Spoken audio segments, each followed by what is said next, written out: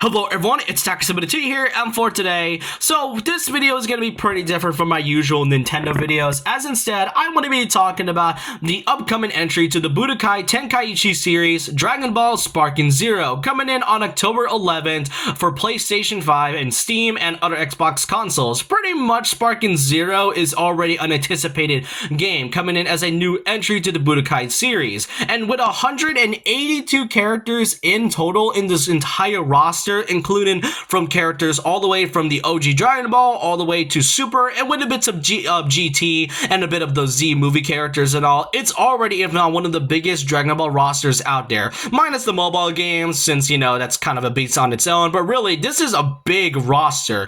But even though this roster is huge enough as it is, there are some characters that appeared in the past Budokai Tenkaichi games that aren't in this game, surprisingly. So in this video, I want to be talking about characters that are missing from the past few Tenkaichi franchise from the installments. Now keep in mind, this video is more me talking about and noting characters that are missing from this roster, and not me saying that this character should be in the Sparking Zero base roster. Should they be in the base roster? Maybe, maybe not, and most likely yes. But really, this is just me pointing out the characters that aren't in this already big enough roster. I also won't be talking about things like the Moro arc and the Granola arc characters, since manga content in anime games is kind of weird nowadays, with the exception of those being the JoJo games, I guess. And then more notably, I won't be talking about characters that comes from things like Rage and Blast, since, you know, people prefer the Budokai series, even though Rage and Blast is kind of a similar, you know, fashion to Budokai. But really, Rage and Blast 2, I won't be talking about characters that comes from those ones.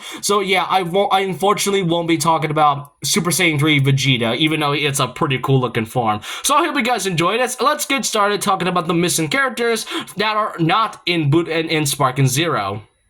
Let's start out pretty simple with the original OG Dragon Ball. Well, I mean, OG means original, but really, the OG Dragon Balls. Almost all of the characters that comes from the third Budokai Tenkaichi game are all missing, with the exception of Teen Goku, because you gotta represent the original Goku. But really, it is weird to not see most of the characters that are major that isn't in Sparking Zero. It was one of the few characters that were kind of leaked/teased, so it's kind of strange. Those characters includes Mercenary Tao and its cyborg form. We also got the Pilaf machine, which features the 3 Pilaf parts of Mai, Shu, and Pilaf himself, and more notably General Blue, Nam from the tournament arc, and Chi-Chi. Not even like the time skip version. I mean, they got the kid version of Chi-Chi in the last one, but it's kind of weird to not have that version of Chi-Chi, but then also not have the teenager version of Chi-Chi. So yeah, I mean, why have just one Goku to be exact? Some are speculating it to be like DLC or something,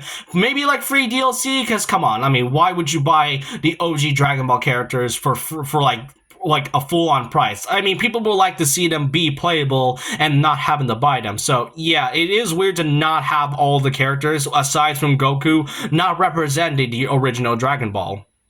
Next up, we got Dragon Ball Z, which surprisingly has a few characters that are missing from the last entry. Those includes Apul from the Frieza Force, we got Zangia from the BoJack movie, we also got Fasha from the Bardock movie, Picon, or is it Picon? I'm not too sure. Picon is a weird one because, I mean, if I recall, Picon was in the Janemba movie, but yet he somehow isn't in this game. I mean, you got Super Janemba and then the Fat Janemba. Why exactly do we have those characters? I mean, those make sense, but why exactly do we have the unnamed Frieza soldier, and then also and Eliza, that one character from Dragon Ball Super, but not Picon? It's just kind of weird. We also don't have Garlic Jr. being the base form of Garlic Jr. And I mean, we got the super version of Garlic Jr., but not the base form for whatever reason. And we also are missing King Vegeta, and more notably, the Great Ape forms. The only Great Ape forms that we got for Sparking Zero was both Baby Vegeta and the Z version of Vegeta, the Saiyan Saga version of that character. So it's kind of weird to just not have that for Nappa as well, given that Nappa is in the game, but he doesn't have his Great Ape form. So it is kind of a shame that we don't get to see King Vegeta and Fasha be in this game, but also likely not having their Great Ape forms. And then last but not least, we got Dragon Ball GT. We already got the big characters that are already in that game, already in Sparking Zero. Like, obviously, we got GT Goku, but also Omega Shenron, Baby Vegeta, Pan, Oob, and Majub. But then there are two characters that I have to mention, those being Nova Shenron, and the biggest one that people were surprised about and were kind of sad that he isn't in the game, that being Super 17. I mean, yeah, Super 17 may not be the best Dragon Ball villain, but I mean, you can't have a GT representation without having Super 17. Definitely kind of seems weird, if anything. I mean, hey, it's that iconic quote, nobody can stop him because he's Super 17 or anything. And end things off with the characters that have been cut or missing in Sparking Zero, Arale, a character that was a part of one of previous works of Akira Toriyama. But yeah, those are all of the characters that are missing in Sparking Zero. Now, let's be honest, am I sad that some of these characters aren't returning from the last game?